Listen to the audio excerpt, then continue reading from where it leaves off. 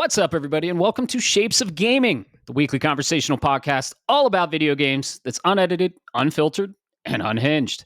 I'm one of your hosts, Matt Stenson, Neocharge on PSN, and joining me, as always, you know him, you love him, the Retro Gaming Encyclopedia. We're on episode number 20, Bob. Leon Lyon Hartley. Bob Harriman. What's up, dude? Oh man, I'm fucking tired. If I'm being honest right now. You and me both. Yeah. But it's all for a good cause, you know. Our listeners will know about this soon enough. I'm a little surprised. I don't want to unbox the present, if you will. But yeah, it's been keeping me kind of burning the candle at both ends this week, between gaming and this and work and life and family and the bills and the government and who knows what else is going on. But I do have something, a little something for you, a little surprise. My wife was out. Shit. Yeah, my wife was out shopping, and as she does, it's that time of year, right? She does the Christmas presents. She does the stacking up. She said she bought me a present and was worried that it was damaged, so she opened it to ensure condition. I kind of laughed at her when I saw it because I was like, yeah, that happens all the time. But I am sitting here with a copy for our listeners out there. This is a PS5 copy of Hell Is Us by Nacon here, Rogue Factor. I'm looking forward to this. I just unfortunately, and even my wife said, I understand you can't play it right now because we're in that lull right before the next big thing hits, at least from my perspective. I know a lot of people are out there going on the rails or off the rails or whatever you want to say for Silksong. But yeah, that's it's been keeping it going, man. Keeping busy. How you been? Very cool. Very cool. I've been all right. Been doing some work for Shapes. Been doing the Discord stuff. We have a surprise for everyone this week, so I won't talk about what we've done. And yeah, man, just trying to stay in shape. Fall's upon us. Fall's amazing in Colorado. Getting those good beers out there and one-wheeling a little bit. So that's been fun. And we got some news from MagFest, so preparing for that. And they kind of changed the game a little bit this year, which makes it a little bit more streamlined for the hotel stuff. So I've been focused on that. And of course, my job, Mac OS and iOS 26 are dropping soon, Monday, actually. So that's a big thing in the realm of my career. And I'm getting ready for that. So yeah, that's been life for me. And it's busy, but manageable for sure. Yeah. Never want to idle hands or the devil's plaything, I think is that phrase. But so you know that reminds me. You ever seen that movie Idle Hands from in the 90s? Yeah. All right. Yeah, with he was in Final Destination, right? Yeah. Same actor. That's a good movie. It's funny. Some really funny parts in there for sure. That's a good 90s callback for sure. I'm a 90s baby, but there. Best decade. Sorry, I said it. 100%. Can't argue with me. It's objective. I agree with that 100% with what's going on now and everything that happened. Man, I just want to go back. I just want to like wake up in a field with my original Game Boy and Pokemon Red and be like, "Oh, that was just a nightmare you had. You're back in the 90s playing fucking Pokemon Red." As long as you don't end up with the Skyrim wake up where it's like, hey, you're finally awake and you're about to be executed for crimes you don't know about by a society that you don't even understand. But you know what helps that make me want to go back to or helps with that nostalgia. A good alcohol. A good beer. Yes. Yep. So I saw you crack it right beforehand. What's on the? What's on the docket? This is one you brought over because we share beers, and this is amazing. It's from, let's see, where is it from? Brewed, Living the Dream Brewing Company in Littleton, Colorado. So Littleton's a subset of Denver, so right up north, and it's called Powder Run Tangerine. It's a cream ale with vanilla and real tangerine. And holy shit, is it amazing. It tastes like one of those orange cream pops. It's amazing. Love it. Yeah. Thank you. Yeah, absolutely, man. Sharing beer is great. It's kind of like it's kind of like sharing games back in the day. Exactly. The difference is, excuse me, I don't expect you to bring me the can back. Right. Yeah. That's a good analogy. How about you? What are you drinking? So I think you mentioned this before, so you're gonna have to help me on this. It's right out of Okay. another little place in or so outskirts of Denver, if you will. I call Hmm. anything north of Castle Rock for people that know Colorado. That's just Denver to me. Oh I yeah. don't care. This is out of, and I'm not, don't mean trying to be mean. It's just the way Right. my brain operates. But this is out of Aurora, Colorado. It's from Launchpad Brewery. Oh Uh, yeah. this is it's called the Strawberry Moon. It Hmm. This is a strawberry shortcake blonde. God, my friend, you're gonna have to bring one of those over. It feels like a dessert beer. Oh yeah. You know what I mean? It is crisp, refreshing, and then I get that strawberry, and somehow you can taste the cake in it, and that airiness Oh, that you get with shortcake, I can taste it in there. This is why I love craft beer. Not the that's IPA awesome. stuff, the craft beer, because they're fucking wizards, Harry. Yeah, that's awesome. And the cake finish on beers, you get that fruit at the front, and then the cake finish. I know exactly what you're talking about. That's how you know you get a good brew on your hands. So that's awesome, man. I am excited to try that. And then, as always, you can take one out of my fridge. And man, I don't know. I need to go on a beer run for sure because I'm getting thin. So with Quick, beer.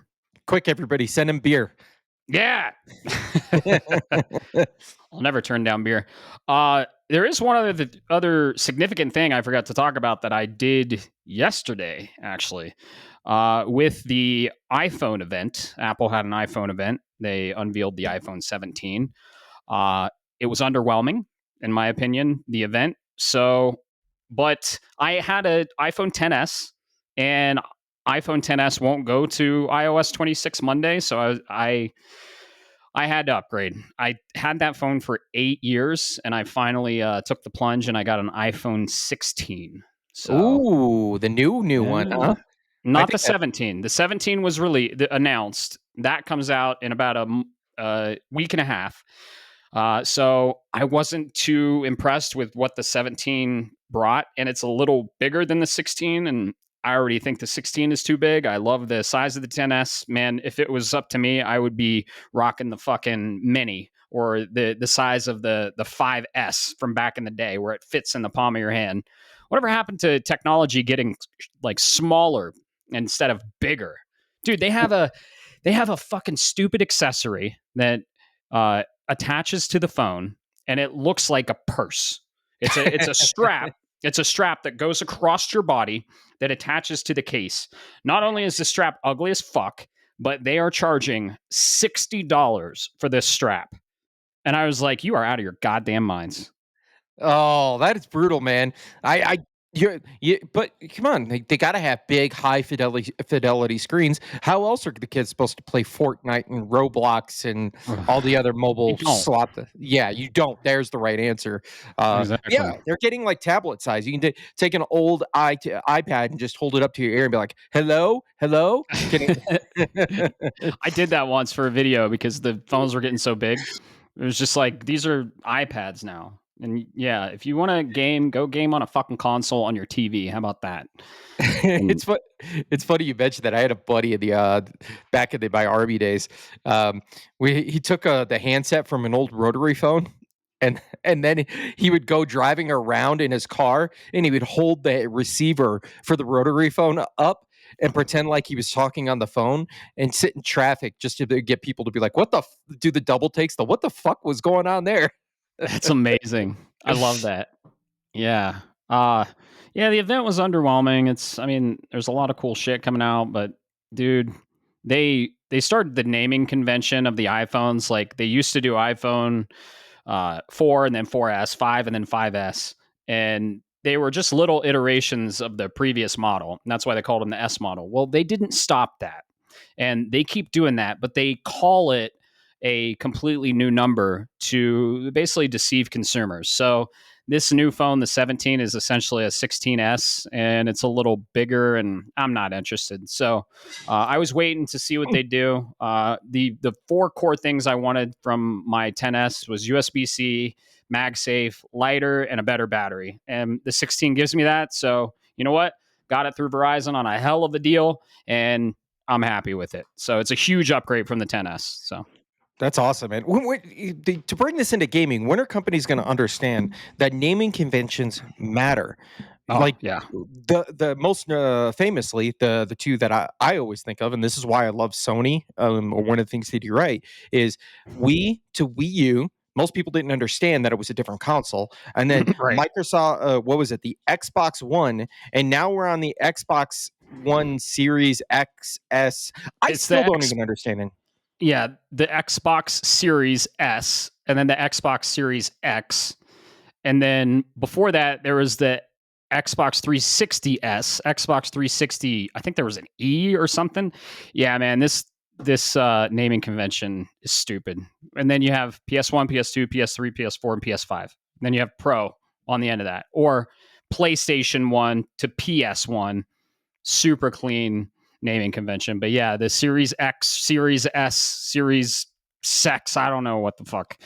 Xbox needs to work on their naming convention for sure. Yeah, So absolutely, man. yeah. Speaking of naming convention, and I know it's not relevant to gaming, but Apple actually did fix their naming convention for iOS. We were on iOS 18, and then macOS 15, and then Apple Watch 12, and then Apple TV OS 9. They streamlined it, and everything's the name of the year. So we're going from macOS 15 to macOS 26. So shout out to them.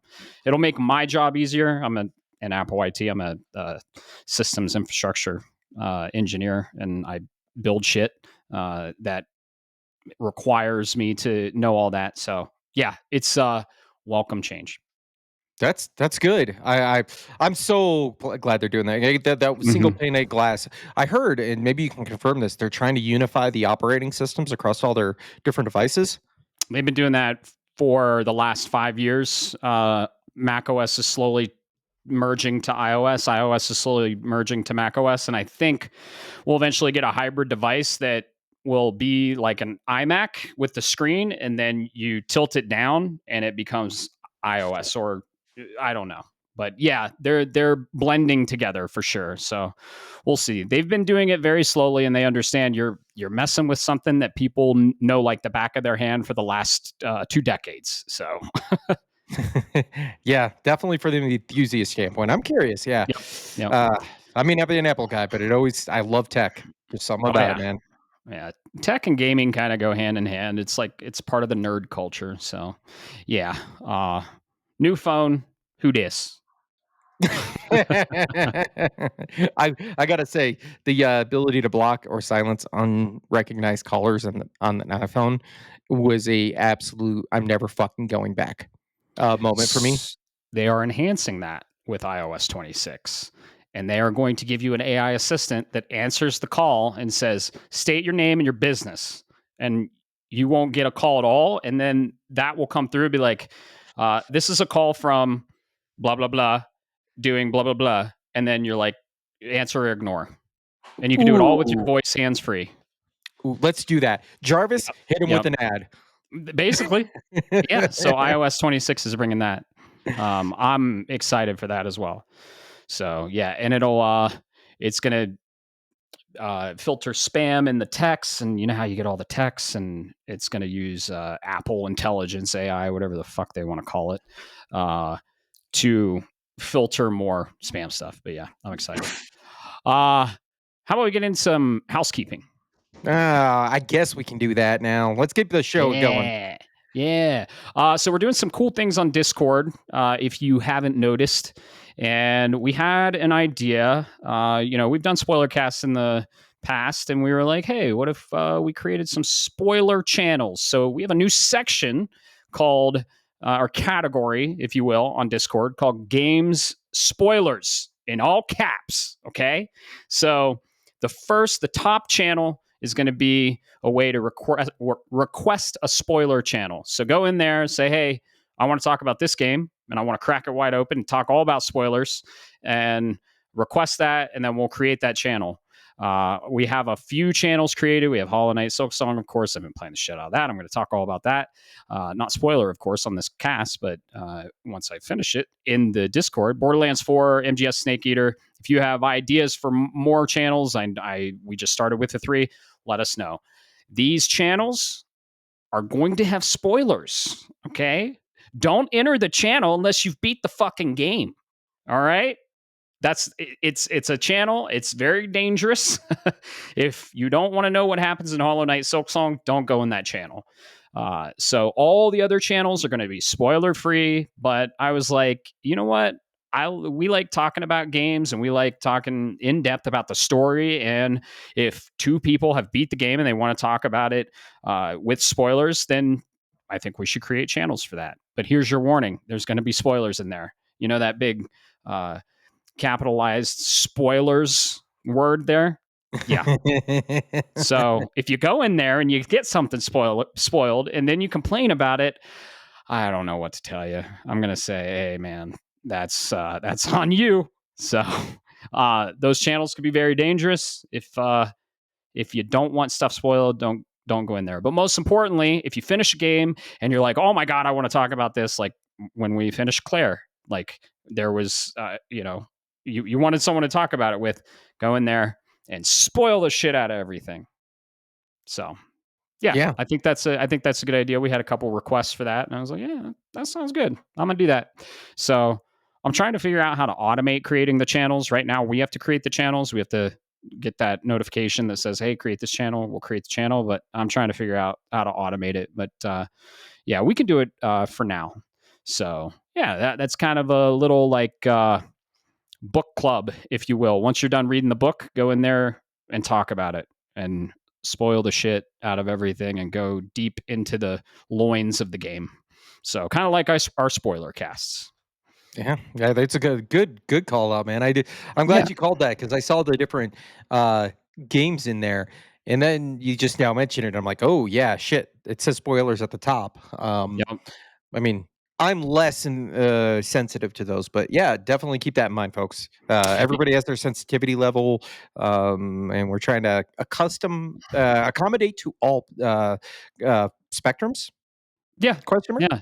And that's a good point. If you don't care about spoilers, go in there.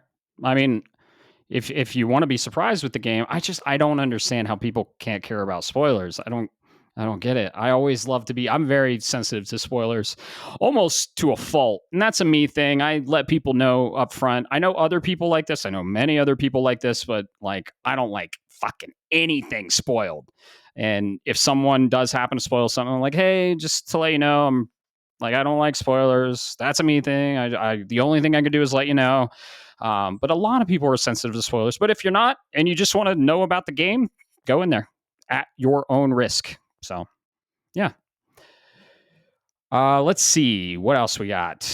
Part of the news we're going to be talking about is a Nintendo Direct happening Friday, very early in the morning for us. But I was invited on a live react stream by the wonderful Ryan Barrett and his partner Carrie. They're going to be doing a live stream on Metroid Database, twitch.tv/Metroid Database, also youtube.com/at Metroid Database 1.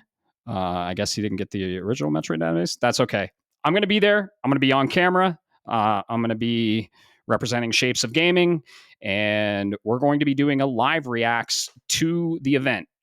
This event it's supposed to be big, and I'm pretty sure we're going to get some Metroid news out of there. So I'm going to be part of one of the biggest fan sites on the web for Metroid. I'm going to be part of their live reacts. So tune in, have some fun, watch us lose our shit, watch us predict wrongly or predict rightly. But yeah, it'll be fun. So that'll be this Friday. I think we're going to start at like 30 minutes before and talk about our predictions. So that will be 5:30 Pacific time AM, and then 5, 6, 7, 8:30 AM Eastern time. And that'll be 6:30 a.m. my time.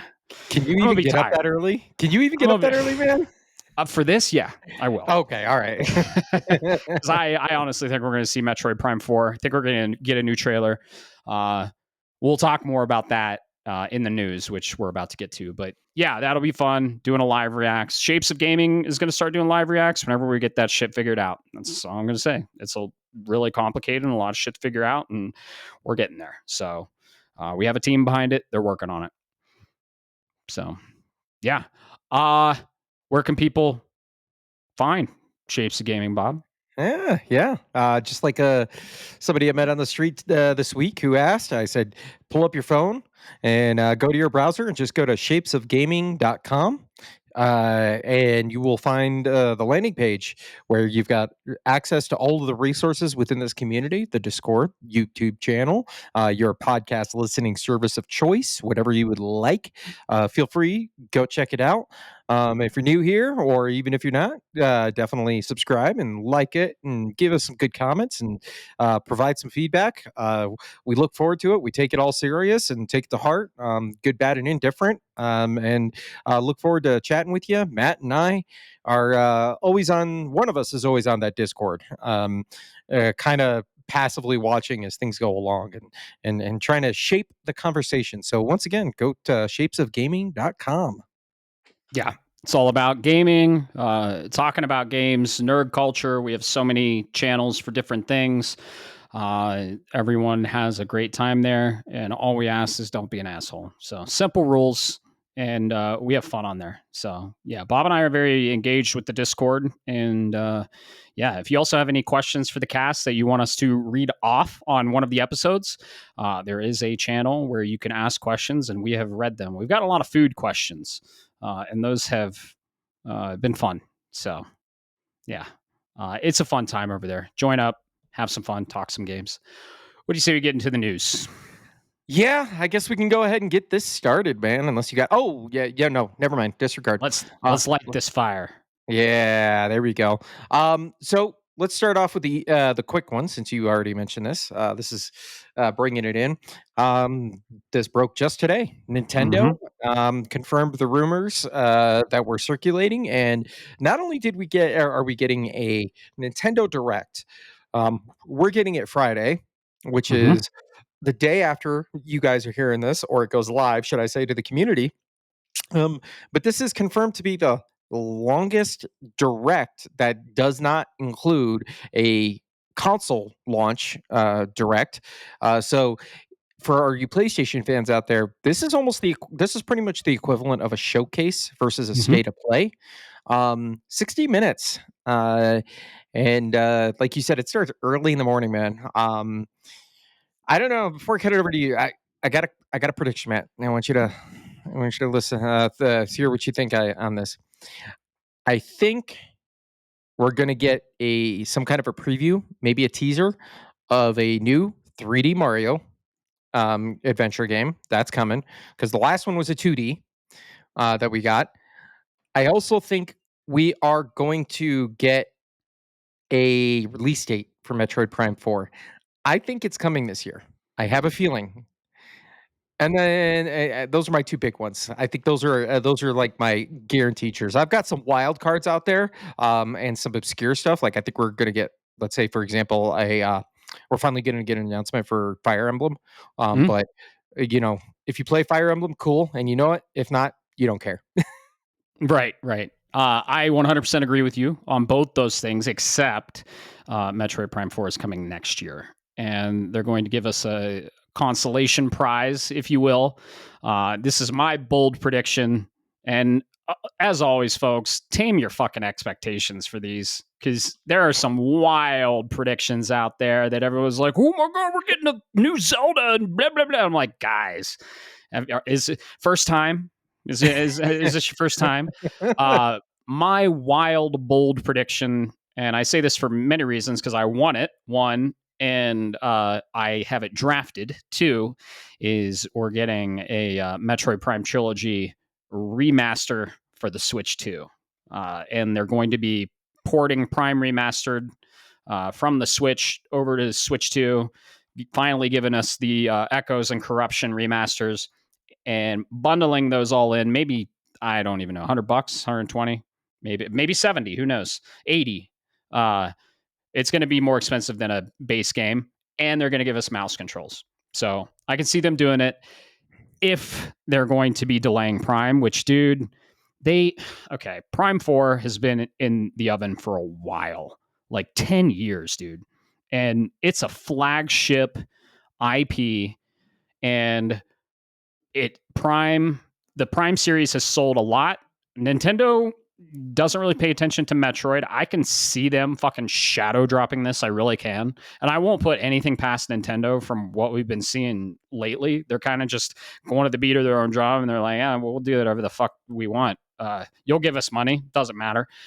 But if they're smart about this, they're going to give it at least a 6-month lead up and release it at February, March of 26. And then they'll be like, and while you wait, here's the trilogy to get you ready. Wouldn't that be a fucking brilliant marketing plan? For fans of Metroid, which I mean, I honestly, I kind of see where you're going with this. I see the vision here, and what I'm getting at, and the angle I want to come at is, how many more Metroid fans are going to grow? Like, how much is the fan base going to grow out of a Metroid Prime 4 versus, hey, let's go ahead and toss the dog a bone, if you will. Especially since we got shadow dropped Metroid Prime remastered, by the way. I know. People remember that. Yep. So I don't see it coming. I don't see it like, I could see it going both ways. I'm placing my bet on one side. I'm placing my bet on black. You're placing your bet on red, and we're gonna just see what the roulette wheel says. Basically, yeah. But I can see either happening. I won't put it past Nintendo to just fucking shadow drop Prime 4. Seriously, it would be a mistake, but you know what? They kind of don't care about Metroid. They've proven it in the past, and I could see it. Do I want that happening? Do I want them to care about our girl Samus? Absolutely. I'm a diehard Metroid fan, as everyone knows, and I would love to see her get the lead up and the excitement and the hype she deserves. Absolutely wish that could happen. But Metroid and Star Fox. They're Star Fox and then F-Zero most notoriously. Right. But you're right, dude. This wish list stuff is or direct. Like, here's just one. I'm not going to call any individual out. I'm going to just tell you. I pulled this from Reddit. They wish at least a teaser for a new 3D Mario game, a new 2D Mario game, a new Smash Brothers, a new 2D Zelda game, a new Animal Crossing game, a new 3D Kirby game. By the way, have you heard about Air Riders? And Luigi's Mansion 4. Yeah, that's quite the wish list. Yeah. It might be time to talk about the Oracle of Ages, Oracle of Seasons remake. That might be. I agree with the 3D Mario. I think that's gonna be our show closer for a teaser, maybe a title, and that's about it. I think it'll be a teaser, and that'll be releasing holiday 26. But yeah, they might. The Oracle games might be a little surprise tomorrow. Have all the players there: Metroid, Zelda, Mario, and maybe. Well, we already got Donkey Kong. Donkey Kong's this year, so yeah. Give us a new Star Fox. That'd be sweet. Yeah, please. Fingers crossed. But we'll see, man. My expectations are low, and I am cautiously optimistic as always with these events. Yes, because they can fill 60 minutes with a bunch of random, I don't want to say slob. I don't want to be derogatory, but farm simulators. Simulator and cozy games. They're not my thing necessarily. It depends on the game and my mood. But it seems like every one of these directs, it's like 3 to 5 cozy games, and then something that might interest me. Right. So getting a little irritated there, Nintendo. Step the game up. I wonder how much third party they're going to have, and I also wonder how much they're going to fill it with PS4 games, Xbox One games being ported over to the Switch 2. Like, introducing Red Dead Redemption, the Yeehaw Switch 2 edition, and just Arthur Morgan Flies Off a Horse edition. And yeah, or they'll be like, have you missed your favorite female bounty hunter? introducing Metroid Prime on the farm. Be Samus and farm the Galactic Federation fruits of liberty. I don't fucking know. Yeah, they tend to disappoint in these events. So if you keep your expectations super fucking low, you'll never be disappointed. You know what's gonna happen? And I'm gonna put this out in the universe, and I'm gonna apologize to you. I know you a beer if this actually happens. Mm-hmm. We're gonna see Metroid, but it's gonna be to go with the cameras and the new online service. It's gonna be a relaunch of Metroid Prime Federation Forces. Oh God. Oh no. No. Oh, but Don't yeah, put that man. out there in the ether. But yeah, Yeah, that's go ahead. we'll see what they've been cooking up. I hope it's prominent first party, and I hope it's not filled with a bunch of third party stuff we've already played on PS4 and Xbox One. So And we'll see, man. Definitely. What are you guys thinking out there, by the way? yeah, Hit up in the Discord. You still got a good 36 hours beforehand. I don't care. It can be the wildest prediction in the world. Let's chat about it. But anything else you want to say about this? no, I'll have more predictions before the actual event on camera. So tune in. Should be a wild ride. And dude, Metroid has got to be there. So anytime that happens, regardless of what they announce, it's very exciting, and you'll see me lose my shit. So it's Yeah, entertaining. go check it out. I want to see Matt lose his shit. Yep. Yep. And we'll be interacting with the audience. So if you're in chat, we'll be reading all the chat and can answer questions, and you can follow along. So it's always a fun time. Yeah. You know, speaking of fun times, Matt, I want to bring this out. This just broke today as well. This came from the PlayStation blog directly. If you're not aware, or like me and you're terrible with dates and years and stuff like that sometimes, PlayStation, the original PSX, passed its 30-year anniversary this past December within Japan on December 3rd. And Sony kind of gave us some cool stuff, at least with the themes, and I'm so glad they brought those back, right? But they have announced a social media community event, I guess is the best way to put it, where they're celebrating 30 years of PlayStation, and they are requesting, and then you can go read it on their PlayStation blog, is between now and the end of September, September 23rd. So you've got just under 2 weeks. Is go to X and post your favorite memories. In other words, pictures, things of that nature, to sorry guys, it's Twitter or Instagram with the Yeah, it's hashtag. Twitter, just Yeah. Twitter X, whatever. With that hashtag PlayStation 30 memories, 30 being 30. And I guess Sony says we'll see how this is going to work out. I'm kind of curious to see. They're going to select certain posts and images and put them into a collage, if you will, to kind of immortalize those experiences and those memories throughout the years. So definitely, I encourage people, if you want. There is a disclaimer at the bottom that your likeness imaging and all that. Basically, PlayStation has that image now, and they can use it whenever they want. Or story, written word, whatever it is. But yeah, go check it out and participate. I'm gonna have to dig up some pictures because I'm not a big photo ops guy. But I'm assuming you got some stuff on board, Matt. Are you gonna participate in this?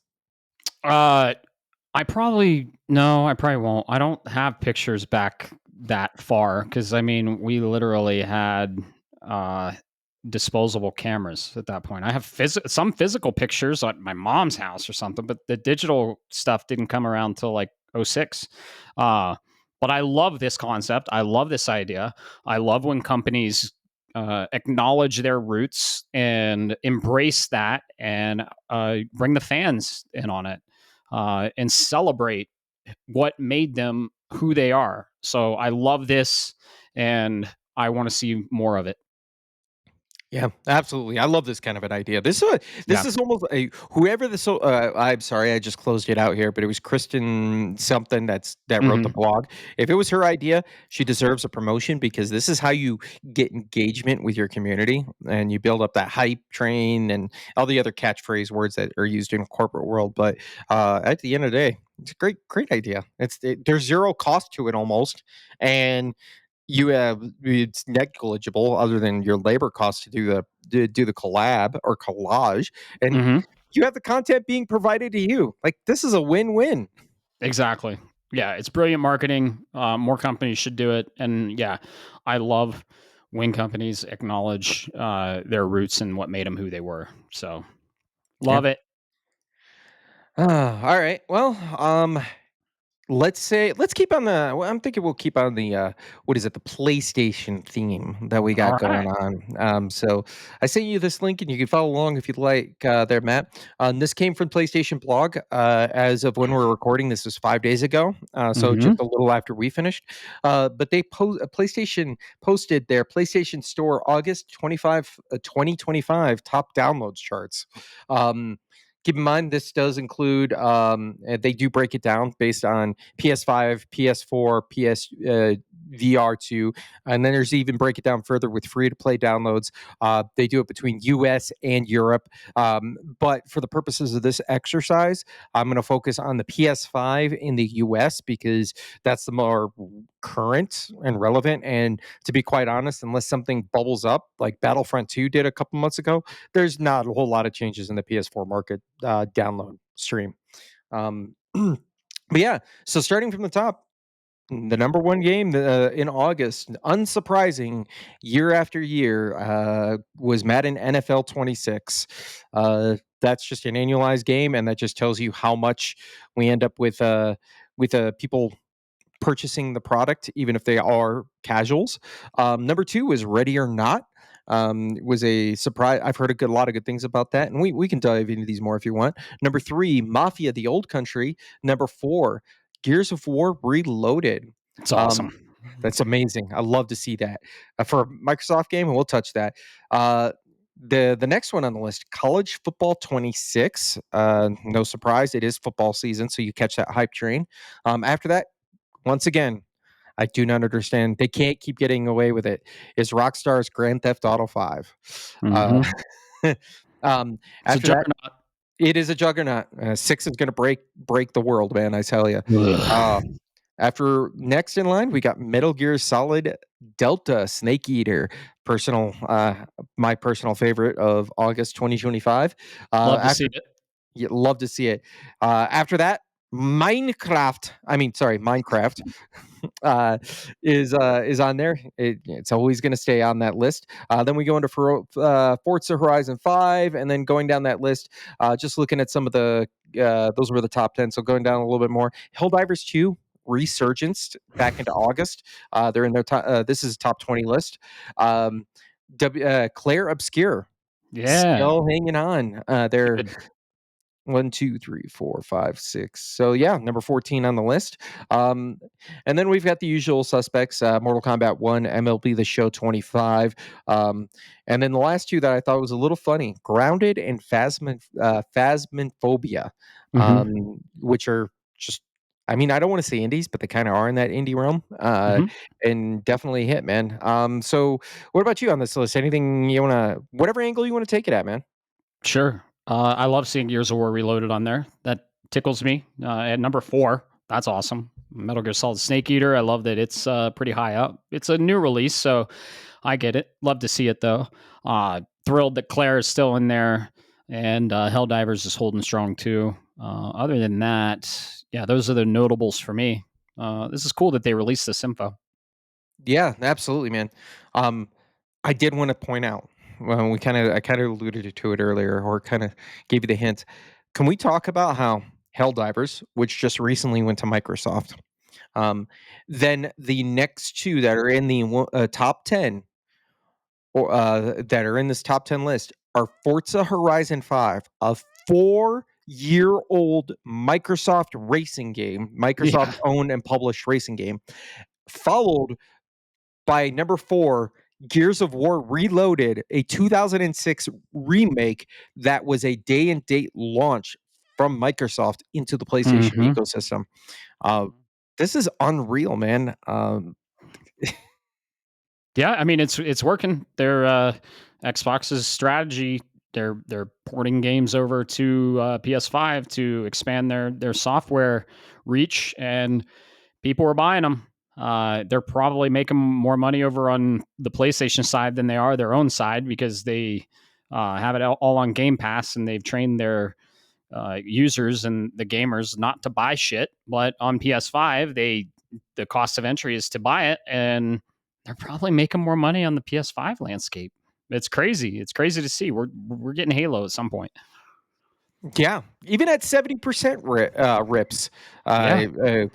coming from PlayStation, $70 of the or 70% of the $70 is what Microsoft's going to take on each one of these sales. For those that might not understand, and it's usually that's the industry understanding. But Hmm. to see Gears of War and Forza Horizon means Microsoft's just literally going, "Hey, do you want to help us make money? We'll give you a percentage of it," and then they walk away happy and free. I feel bad for the Xbox player base in that regard, and I don't mean that derogatory. I know it sounds mean, but I kind of feel bad because your company is like, you know what? Nah, the other kids are going to get the Nintendo too. Yep. I've said it, and I'll say it again. I think Microsoft is going the Sega route, and I think they're going to be a publisher of software in the next half decade or so, and they're going to get out of the first party market. So it's going to happen. They're already third party developers on the PlayStation platform, and there are rumors for their next console that they're opening up to all stores, including Steam. And if that happens, I mean, everything's in Xbox, right, Bob? That's what they say. Everything's in Including your Xbox. PS5. Oh hell, your fridge is an Xbox. It can play Doom. Right? Yeah, so we'll see how this shakes out for them. But I think they're bleeding over there. The signs are clear, and we'll see. Competition is always good for the consumer. I hope they stay strong. I hope they stay in the game. But it's not looking good for them. So we'll see how it shakes out. Yeah. Well, we'll find out soon, especially when we hear that Mm-hmm. Master Chief come Mm-hmm. along. Um, but yeah, yeah. But if you guys are interested, you can go catch it on the PlayStation blog. Definitely take a look and see. Like I said, they break it down based on region and console as well. Uh, this last piece of news that I have for us this week, have been two legal articles that were released, and they were retaining to Nintendo. One of them has been I've seen on the internet a lot. I've seen a lot of discussion behind it. The TLDR is Switch modder and his company have effectively been shut down by Nintendo for modding Switches. And I while that's entertaining, I think the other one is a little bit more interesting. And I wanted to take this as an opportunity because I think, and I want to preface this to the audience: we are not lawyers, we are not legal experts here. We do not do that. I don't even know a lawyer to go consult to talk about this stuff, who would be willing to do it for free, anyways. But last year, the third party accessory manufacturer Genki was providing mock-ups, if you will, of Nintendo Switch 2 products ahead of the official announcement from Nintendo. At Um, Gamescom, right? yes, that's correct. It was at Gamescom last year, and without surprise, you kind of they we'll get into it. The short answer is Nintendo did file a lawsuit against them, and as is with most a lot of lawsuits out there, particularly this, uh, it has been settled out of court because bringing lawyers in and charging them and going through the litigation process is always expensive. So sometimes, a lot of times, this is what happens. In fact, from my understanding, lawyers encourage this to prevent everybody losing the farm. But Genki settled for a undisclosed amount, so that hasn't been publicly um, uh, given to the community. But I'm suspecting several $1 million. Most notably, and I wanted to see what you think on this, Matt. Genki and all other subsidiaries of Human Things are permanently banned from using any Nintendo logo or design or anything similar using the terms Nintendo, Switch, Switch 2, or Joy-Con, and selling any accessories that don't clearly state that Genki is an unlicensed accessory manufacturer. Um, on top of that, they are also banned from using Glitch and Glitch 2 brand names for its accessories because it's too close to Switch, as well as naming its news announcements Genki Direct. Dang. Nintendo brought the fucking hammer, Matt. Yeah, But I they want did. to bring it to you. What do you think? You got any angles? Whatever angle you want to take this at. Sure. I mean, when you sign an NDA and you get a product early, you gotta you gotta honor that NDA, and they didn't, and they were sloppy with it, and Nintendo rightfully came at them. And I guess they, like you said, they put the hammer down. I'm not in law. I'm not an expert in law. I don't really know about it. I know a little, but not. I'm not an expert. Uh, so I have no idea the intricacies and the details on this. But it sounds like Genki got off easy. Uh, and they didn't have to pay anything, and they settled it outside of court. And I've heard of Nintendo doing worse for sure. But yeah, this sounds like they can't even use Glitch because it's close to Switch. I mean, Nintendo was like, oh yeah, and you can't do that either. Oh yeah, and you can't do that either. Just like they're pissed, right? So they were a huge leak though, and they showed the Nintendo Switch 2 very early before, and it kind of forced Nintendo's hand to show the Switch 2 earlier than they wanted, and it created a bigger lead up than they wanted with their new hardware. So I get it. Don't fuck with Nintendo, and if you sign an NDA, read the terms and conditions, dude. Yes, and if you don't know how to read it, send it to your lawyer so he can read it, or he Yeah, and or she can read it. exactly. Speaking of giving credit where credit is due, I did get this one from Video Games Chronicle. Definitely, if you want to go check it out, go ahead. It's on their website, but bring an ad blocker. That's all I'm going to say. But it makes me think. You ever heard of that story? The kid in Australia. I say kid, but he's our age now at this point. Who got sued by Nintendo for leaking. I think it was a Mario. I'd have to go look at my history again. Mario game before anybody else, and started distributing. And Nintendo brought him down and hit him and won the case. It basically put him into bankruptcy. Uh, Mm-hmm. and then years later, he got a call from his local GameStop that he got a package, and it was from Nintendo, and it was a promotional package that included a bunch of stuff on top of it. So I don't know if you ever heard of that. Dang. No, I can't recall. Yeah, yeah. It's like talk about beating your wife and then get over your flowers. Sorry, honey. Oh my god. Yeah. Right. Uh, Oh, Nintendo. They but, they sometimes stretch it a little too much, and they yeah. I mean, dude, you don't want to mess with Nintendo. They're big and they have a huge set of lawyers, and you're probably going to lose if you go against them. So, yeah, and they're yeah, smart. they are smart. It sounded like they did really have Genki by the cojones, and just like, hey, by the way, you're going to lose, so you might as well settle with us. Oh, you want to settle? Okay, cool. Here's our conditions, and if not, we're gonna we're gonna just twist. Yep. Yep. uh, That's funny. but Yeah. Yeah, that's what we had in the news today, or this last week. There's more out there. If you guys hear stuff, I scour the web as much as I can. Try No. to keep things as much as interesting because there's articles that come out, every fucking hour it feels like, and I don't want Oh the yeah. show to be 5 hours long. So if you got something, bring it into the Discord. Always willing to have a nice little discussion. But that's all for the news this week.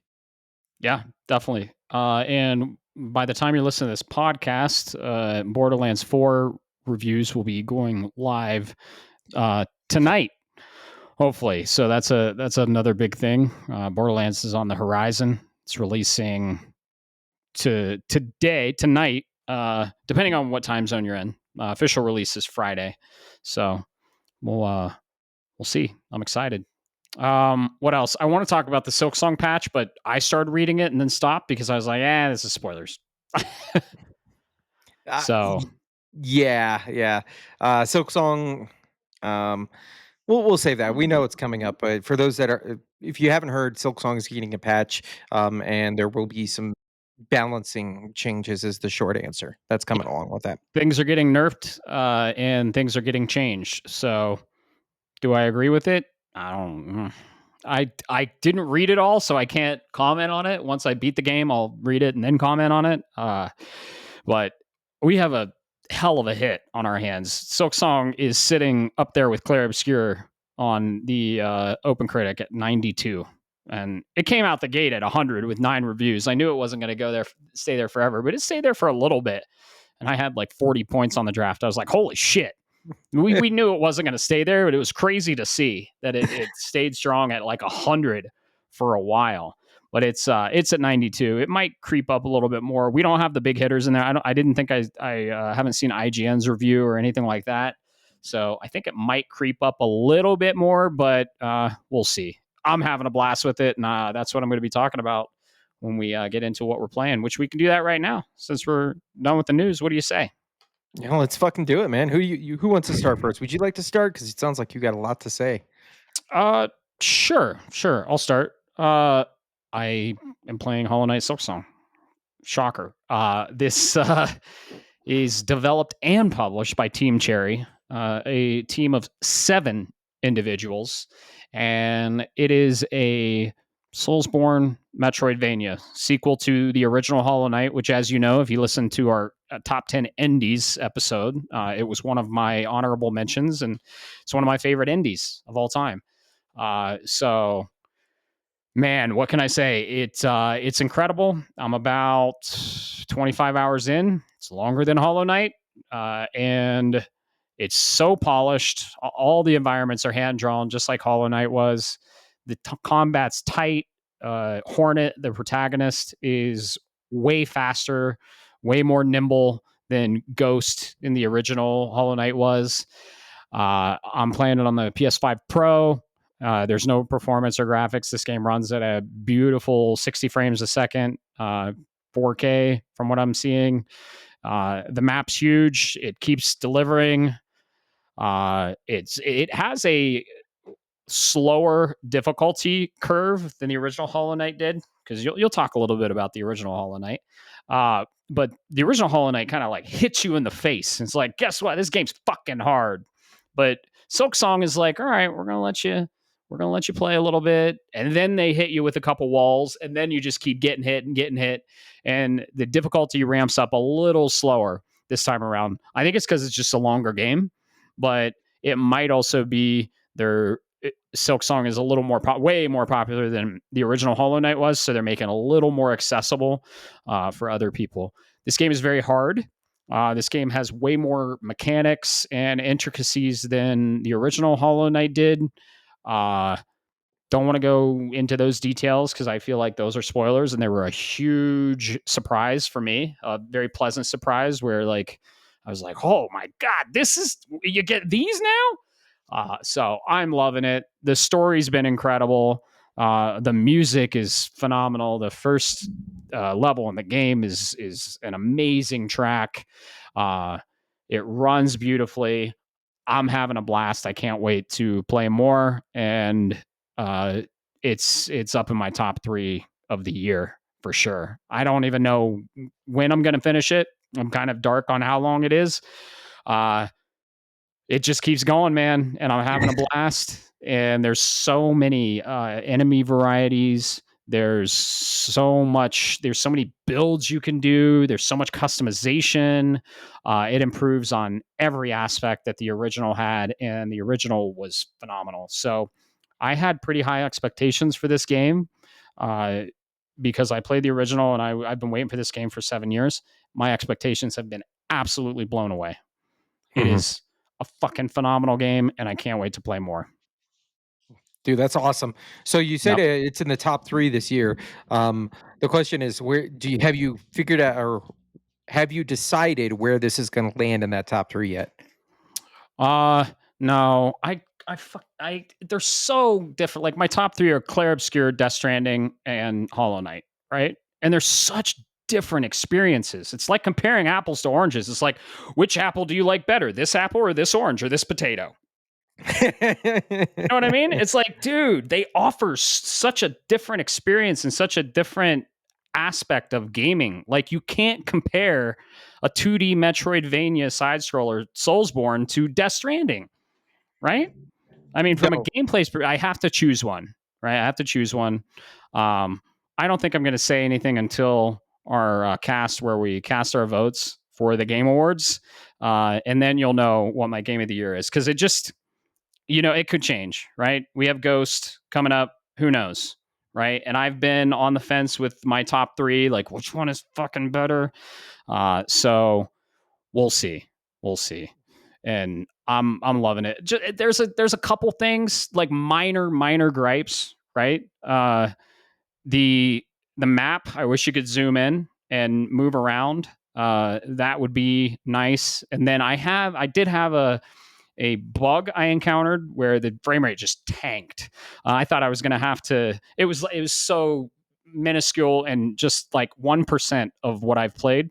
I thought I was going to have to quit the app and relaunch. I went to the other room to go to save before I did that, and it fixed itself. So it didn't create any lasting negative uh, consequences with the game. So, but yeah, and then I I wish that I don't. Hollow Knight, this does better than Hollow Knight did, but I wish there was just a tiny bit more direction in the golden path of the game.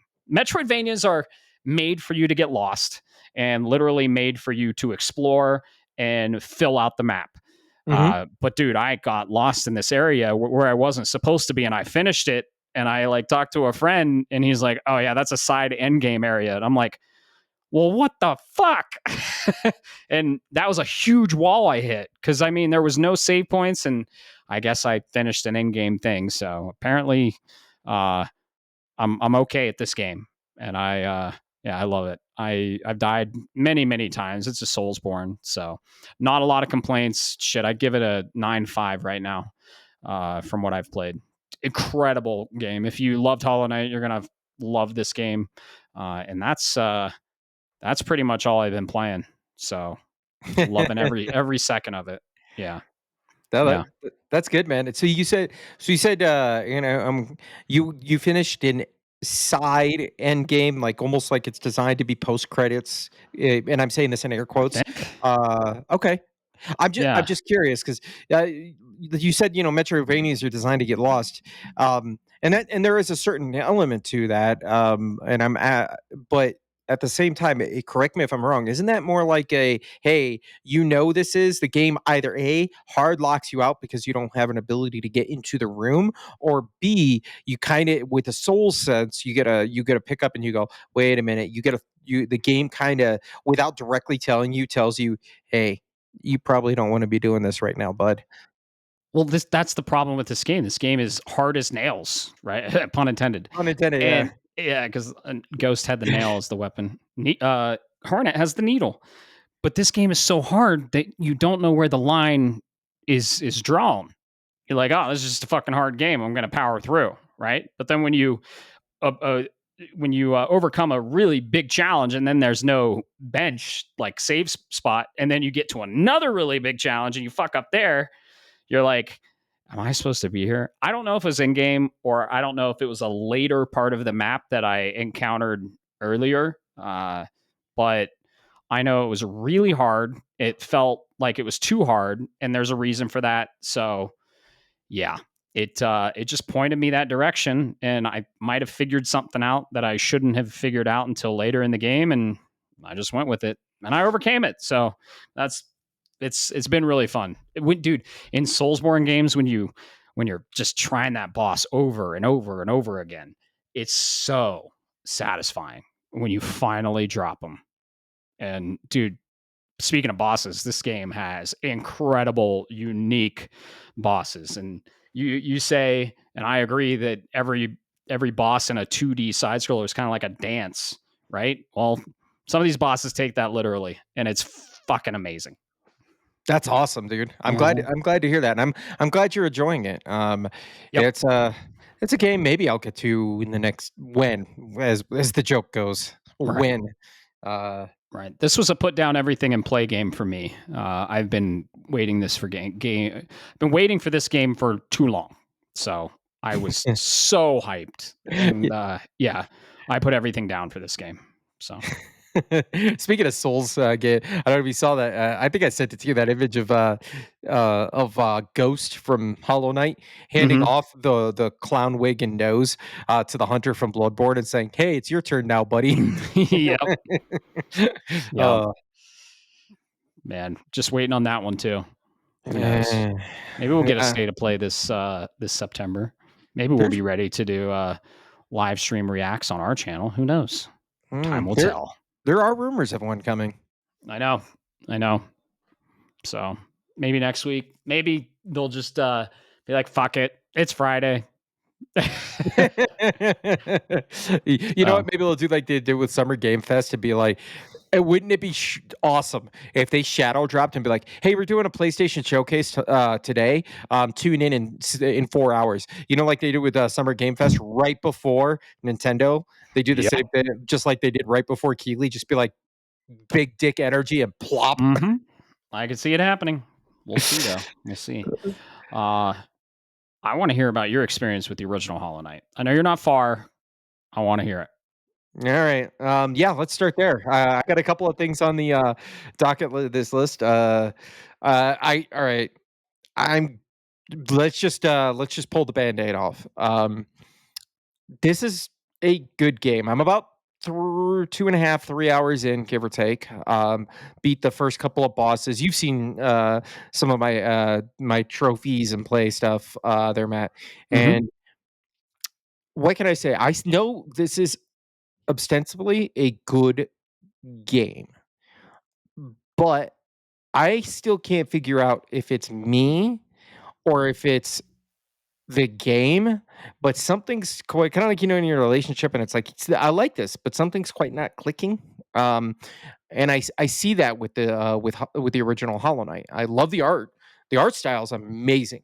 The music with the Astros, it sounds so good. The gameplay, the smooth as a butter. It's very responsive from a 2D side-scrolling perspective of Metroidvania or 2D action, side-scrolling action.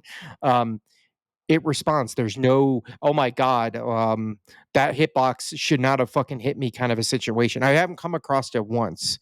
And for frame of reference, this continues to be a thing even into our current generation. Prince of Persia, for example, I thought was really good, except for some of the hitboxes with spikes were a little wonky. But yeah, this game, I can see everything about it that people love. And I'm playing the Void Heart edition, if that matters to you, so to the Hollow Knight community. And I see it, I look at it, and I just don't have an appetite for it. I'm kind of going, I understand, like, if this was a true Metroidvania without the Souls aspects behind it, if it was just a true Metroidvania, I have a feeling this would probably be a game that would be bleeding into Borderlands, where I'm like doing two at once. But this whole Souls like, hey, I died and now I'm going to get sent back 7 rooms because that's where the last bench was. And that is indicative of Metroidvanias. Samus, when you died, guess what? You went back to the last save point. But this is a game designed for you to die and overcome challenges, a little bit more upfront than another, let's say, a Castlevania or something of that nature. So it kind of feels like, why does he keep kicking me in the dick line, where I just keep getting punched in the nuts. And it's not that I don't like Metroidvanias, folks. I have played, except of Sekiro, I have beaten all of the Soulsborne genre.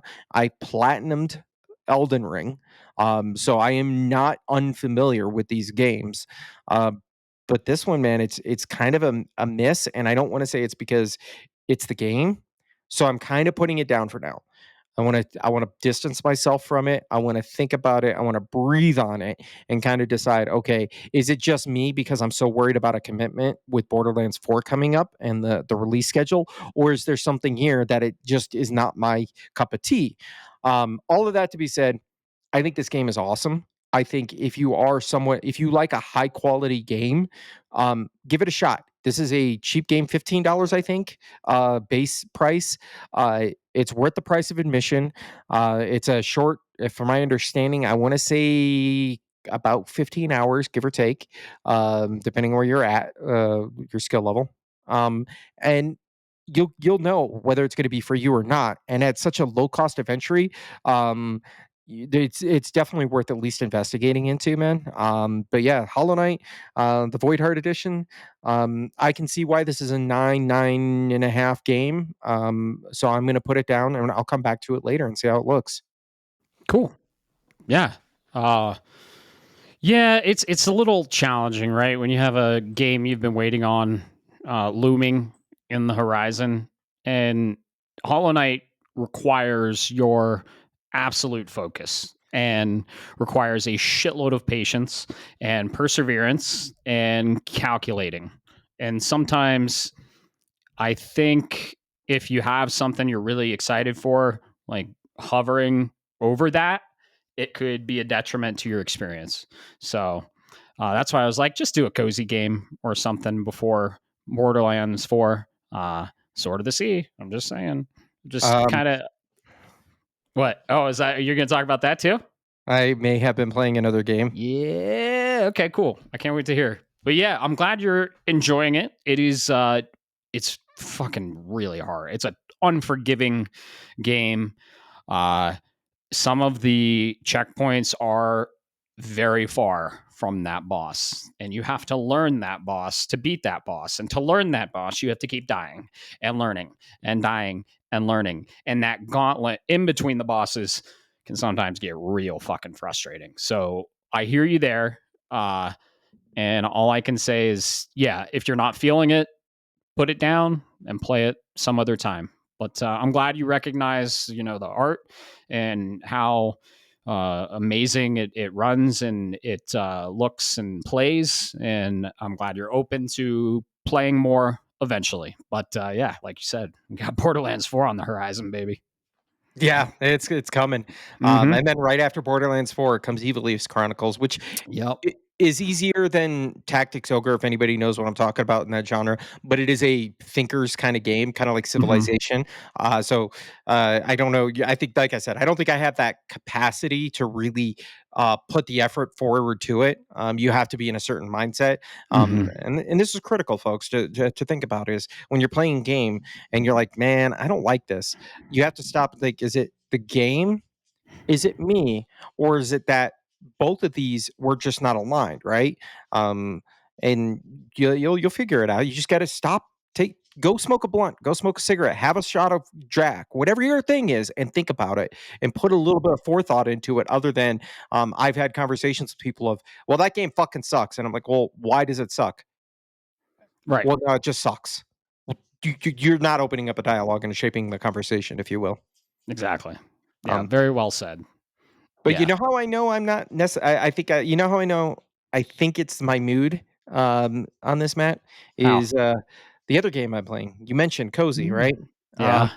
I went back to so you mentioned Cozy, which led me into comfort foods, booting up good old games, playing Heroes of Might and Magic 3, seeing some Red Alert, uh, Command& and Conquer Red Alert Remaster, just stuff that I'm familiar with, and then I forgot that I had Sword of the Sea still. This is free if you have PlayStation Plus Essentials.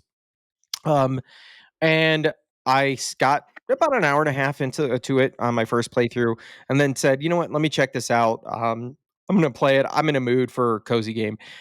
Cracked open a couple of cold beers, and I finished it. I Um, was gonna say if you drank a couple, you probably finished it then. yeah, I did. Awesome, man. Dude, that ending, right? So what I gotta say, yes, I want to get there. Sword of the Sea is interesting in a way that you can only experience because there is no UI. There are no battles. There are no you can get some lore, but there's not a bunch of characters that are gonna speak to you. There's not a bunch of, uh, fluff, in that regard. It's very open. It's very direct with what it wants you to do. It helps guide your hand. There's no lives. Like, I've accidentally flew off a ledge and I was like, "Oh, fuck, I wasn't supposed to go there," and then you just get teleported back, right? So it's very low stakes in that regard. Um, this game surprisingly fucking rules, dude. It shocked me, to a T. Uh, what I and I wanted to see what you think about this, because there's only so much I can say without spoiling it. Right. Um, when the PlayStation 5 was coming out, we had Astro's Playroom, and Astro's Playroom showed you what the power of the PS5 can do between the haptic feedback and the audio design and the way how smooth everything felt, with its graphics and its particle effects and things of that nature. We then went through several years of good, solid games, but we had some struggles along the way, to be quite honest. Horizon Forbidden West, for example, it is a very beautiful game, but it's clunky in some regards with its storytelling and its game design. Then we got Astrobot. Astrobot was very simple. It was very direct. It utilized a lot of the PlayStation 5's features, and I'm not talking the gimmick features. Sorry, Nintendo. I'm talking, like I said, the advanced rumble features, the haptic feedback, the adaptive triggering. All of that is in Astrobot, and that's why it was my game of the year last year. Sword of the Sea does this exact same thing. And what I mean is this game, while very simple and elegant, feels more next gen than a lot of the next gen games that we're getting right now. Do you know? Is that what I'm saying? Kind of makes sense. Absolutely. I mentioned this when I talked about Sword of the Sea a couple casts ago, I think, after I beat it. I was like, this game is one of the few that really shows off the power of the PS5 and the DualSense on the level of Astrobot and Astro's Playroom. Okay. 100% agree. Yeah, when you're going through the sand and you feel like the grittiness in the controller, or if you're on the tile and you know what surface you've transitioned to because of the feel, you feel this game, man. And Yeah. the load screen, there's no load screens, and the speed. Like I remember when Keeley showed off the UE5 demo where that girl was flying through the canyon. Well, Hmm. there's a point in the game, no spoilers, that you go very, very fast, and I was just like, how the fuck are they loading this all this fast? So, yeah, it shows off the power brilliantly. Yeah, it does, man, and it's the best thing about it is it was low stakes. There is a I'm gonna kind of minor side soft spoilers. There is kind of a final event, if you will, but it's even though cinematically it's beautiful and it makes you feel like you're playing. It almost reminded me of the end of Yeah, yeah, a Zelda game, I can see where that. yeah, you got this crescendo and then it kind of tapers out, and you feel there was no health bar to worry about. There was Right. no, "Oh, you made a mistake, you gotta restart it, go get good," kinda community mentality. It Hmm. just felt fun, and I had no clue what was going on in terms of story. I still don't. I don't care though, because Yeah, the game does the one thing that Nintendo lost, and this is just my personal opinion, that Nintendo lost a long time ago, which is a game needs to feel good to play first before it can be a game. So, what gameplay is it? is king. Yep, Giant Squid. Yeah, I tip my hat to you. You have my interest. I am curious about your other games. I think $30 for some of them when I know what I'm getting get into is a little steep, but if I can find a way to grab them, yep. I I'm will listening. be there. I will be there. Especially, I'm going to keep an eye out. Your games are going on my wish list, and when I see a sale, I'll be stacking them up because you know what it's like to make a game and make it feel good. So, like I said, a round of applause is in due order. Beautiful. I'm so happy to hear that you loved it. And Yeah, they put everything in the background. So the art, including the visuals and the uh, performance and the music, is front and center. And you're not distracted by the HUD or the health bar or the currency. It's just there's no HUD, like you said. And I think they try and put that all in the background. So what's prominent in front of you is the art. And they do an amazing job. And that music, what'd you think of that soundtrack? Oh, dude, that is an amazing soundtrack. I don't remember. I didn't look it up to see who. It's all just whoever the composer was, but Austin Wintry. Austin Wintry. That's it. Thank you. He does all their games. He did Journey. He did The Pathless, Abzu. Yep. Yeah. He's serious skill there. Keep him happy. It sounds like he is. And like you said, the HUD. This is there are moods for it. Please understand. I understand there are moods for it. But most of the time, when I get into a game that's modern, it feels modern because the UI is a cluttered fucking mess. And and I'm saying this with a little bit of scorn, simply because sometimes I don't want that. I want the simple elegance that is what you're telling me is what you're showing me. I don't need a mini map. I don't need sub menus. I don't need the health bar, and then I need the ammo. And what I mean by that, it goes back to environmental storytelling. I think a really good example of this, and it's a little bit of a callback because I'm going to feel dated now, is in the original Halo. You remember the assault rifle? Oh, yeah. It had an image there that showed you how many rounds were left in the chamber. Uh, you didn't need to guess. You knew what was there because you could just look at it. That's what these guys do well. It's a very good thing. And my goodness, right before Borderlands 4, which is where a lot of numbers and a lot of guns and a lot of stuff coming at me on the screen. So I know what I'm getting into, folks. Is a good palate cleanser. Yeah, it's a good contrast and a good in between for Mhm. sure. Uh, the next game in that vein you need to play is Journey, Okay. and then Abzu, and then end with my favorite. And the reason it's a little more expensive is because it's longer Okay. and it's more. It has more depth, but the pathless. Okay. And Yeah. you'll see after playing Sword of the Sea and then playing all three of those, Sword of the Sea kind of is a combination of all of them. But Okay. All right. the pathless is still my favorite. That's good, man. Yeah, Can we? I did want to, before I forget this. I did want to call out. And this is not a complaint. This is just a sure. funny observation. For a game that takes you about 3 to 4 hours, give or take, depending on your mood, to finish, 48 fucking trophies, I know. I know. Yeah. and none of them seem Yeah. hard. From what I could tell. Right. But I kept popping trophies as I was playing, and I'm like, "Oh, this is awesome." I'm expecting like 16 trophies, give or take, and then I pop it open near the dashboard near the end, and I went, "48 fucking trophies! What the fuck is this?" Yeah. Yeah. But yeah, it's awesome, dude. It's meant I to be played more. It's meant to be played over and over again. I, So, I picked yeah. up on that, and Yeah. the greatest thing about this is it's pick up and play. Oh, absolutely. 100%. Yeah.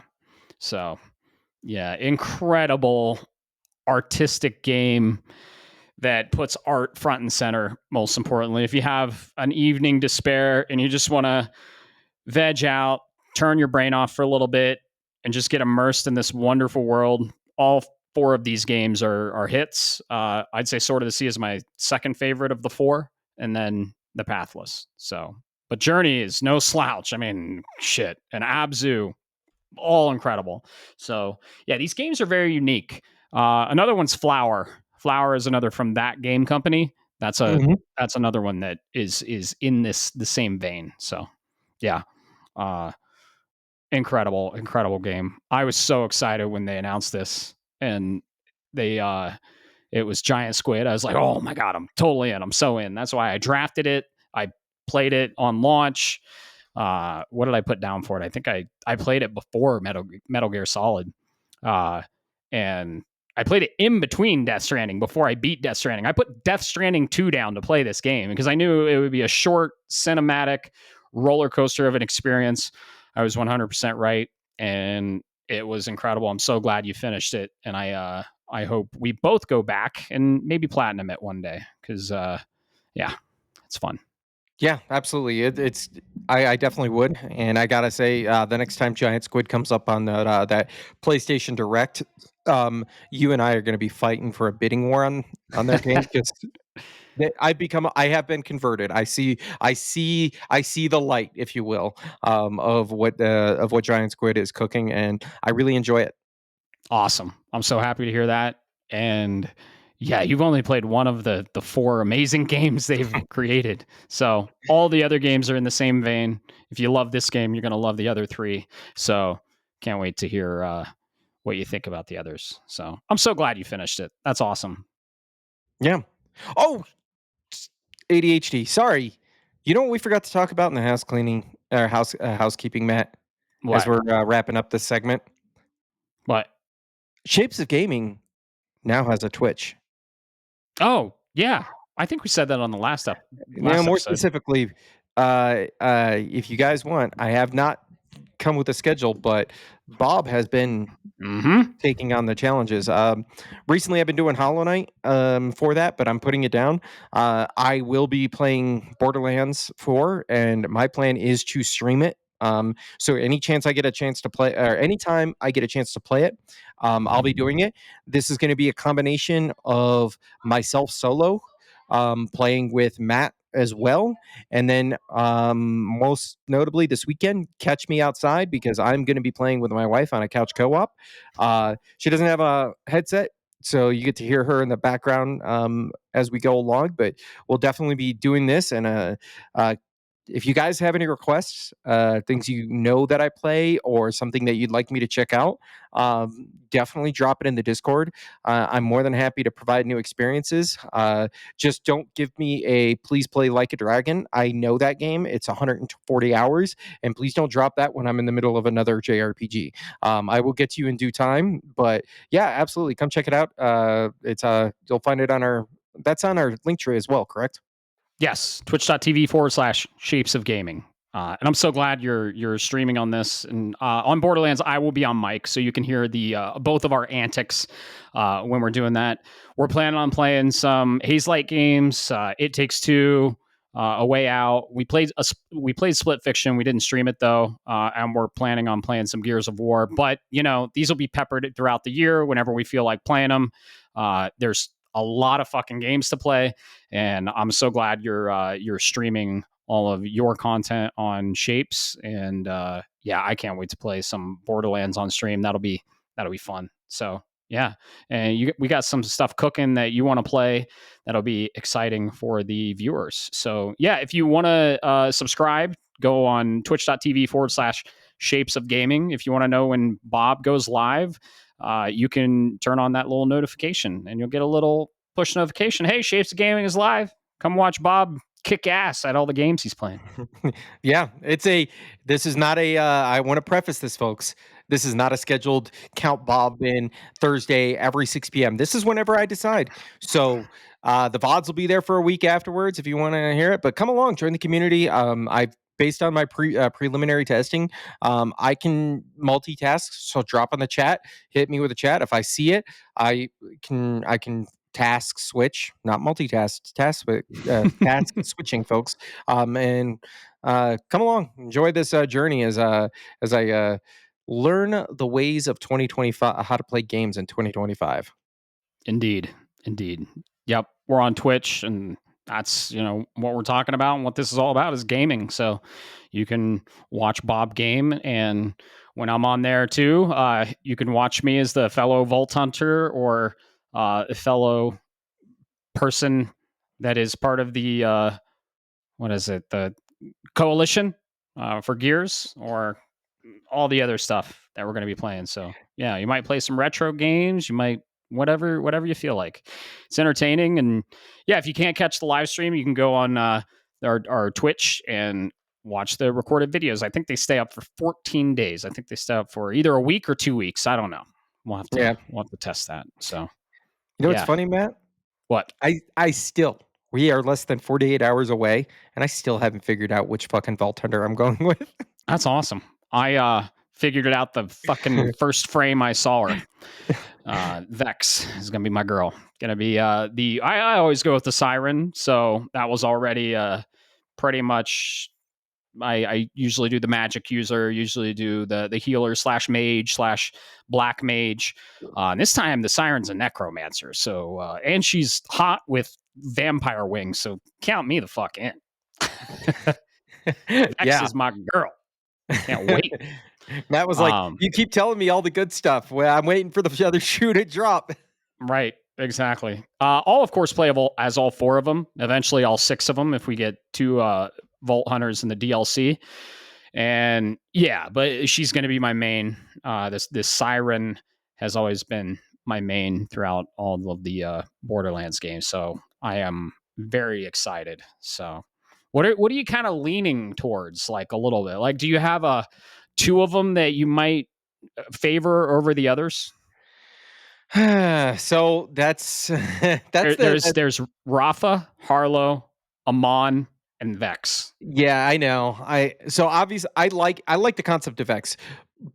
and I want to play her, but I tend to put the sirens aside, mostly because I know the sirens are always a popular character or Mhm. class, if you will, Vault Hunter, whatever Right. vernacular you want to use. Sure. Um, but if I'm being honest, I'm kind of torn between Amon and Rafa right now. Okay.